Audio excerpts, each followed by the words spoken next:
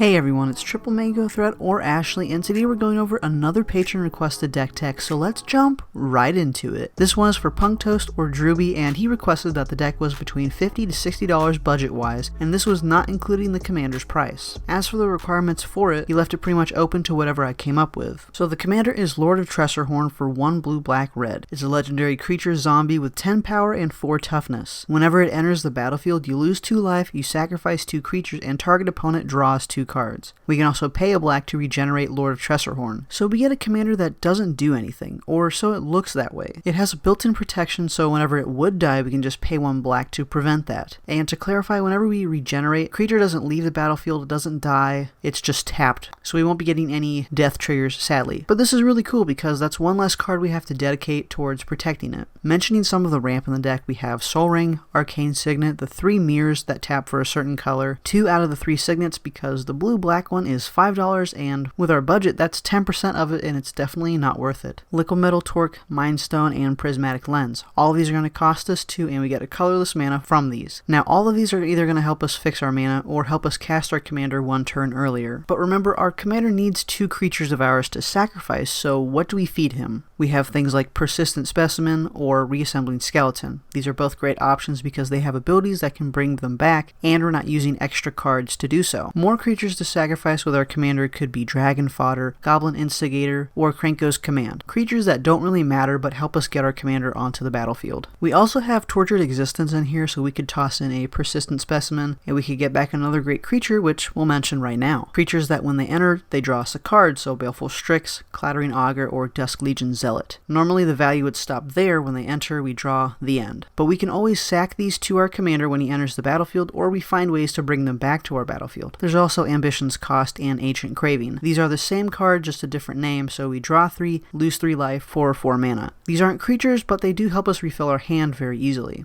Let's talk about Furious Rise. At our end step, if we control a creature with power 4 or greater, we can exile the top card of our library and play it until we exile another card with Furious Rise. Neat. Especially with a commander that has 10 power, this works great. Insight. This is a very budget way to have a similar effect to Rhystic Study, which is a $30 card, by the way, and this is a $1 card. So whenever an opponent casts a green spell, we'll draw a card, and they don't get the option to pay 1 to remove this effect, which is also neat. Kind of a weird card, but Mask of Grizzle brand is pretty powerful. It costs 1 black. It's a legendary artifact equipment that says equipped creature has flying and lifelink. You may see where I'm going here. When the equipped creature dies, we can pay X life, where X is its power. If you do, draw X cards. So if we equip this to our commander and it dies, we can pay a lot of life and draw a lot of cards. But if we had dealt damage previously and gained life off of this, paying the 10 life may not seem so bad. Also, drawing 10 cards is just awesome. So since our commander has 10 power, we can use cards like Psychotic Fury, Raking Claws, or Unleash Fury. These give the creature double strike or to help double its power. It's also at instant speed, so a last minute deal 20 damage to an opponent, ouch. Also, we can deal infect damage, which I did put 2 of those cards in here, so we have things like Tainted Strike and Phyresis. Since it takes 10 infect for an opponent to lose, we can just play one of these spells and poof, 1 less opponent. When it comes to removal, we have Feed the Swarm, Reality Shift, and Chaos Warp, which deal with permanents or more specific to creatures. But we're dealing with things on the battlefield. And then there's Negate and Bolt Bend, which deal with things that are being cast, so Bolt Bend is a great budget version of Deflecting Swat. And that costs $40, whereas Bolt Bend costs 60 cents. Yeah, a big difference, which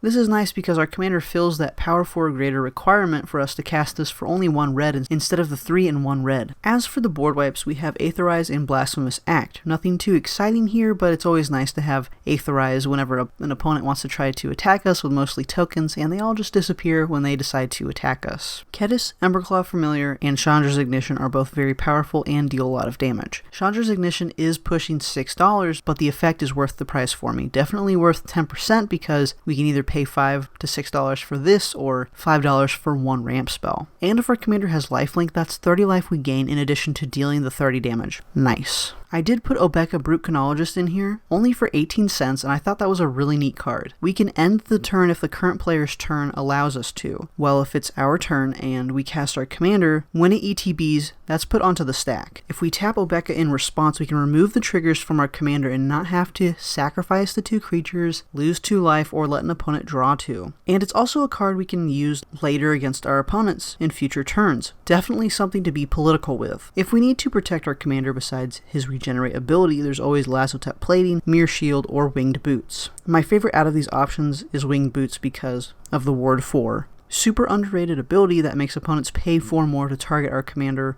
or whatever creature we have this on. Punk Toast, Drewbe, I hope you enjoyed this deck, and thank you for being a patron. Also, thank you to the other patrons who help support this channel, and you too can become a patron to see more videos like these. I'll see you all in the next one. Peace.